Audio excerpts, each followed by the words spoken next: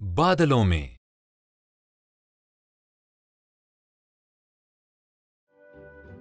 ये यस्सु के आसमान पर जाने का वक्त था। वो अपने शागिर्दों को यरूशलेम के करीब एक पहाड़ पर ले गया और कहा, मैं चाहता हूं कि तुम इस तरह करो। तुम उस वक्त तक यरूशलेम में ठहरे रहना जब तक तुम्हें पाक रूह जिसका वादा किया गया है न मिल जाए। फिर सबको मेरे बारे में बताना। यरूशलेम से यहूदिया, सामरिया और दुनिया की इंतहा तक जाओ। सबको शागिर्द बनाओ। उनको बाप और बेटे और रूहुल कुद्स के नाम से बपतिस्मा दो।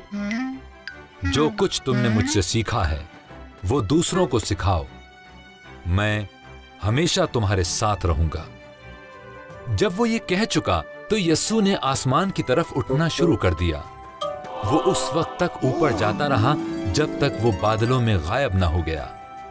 उसके शागिर्द उसे देखते रहे। वो वहां खड़े थे और आसमान की तरफ देख रहे थे। दो आदमी सफेद लिबास में जाहिर हुए। उन्होंने बताया, यस्सु आसमान पर चला गया है। वो इसी तरह वापस भी आएगा। बस शागिर्दों ने यस्सु का हुक्म माना और यरूशलेम को चले गए।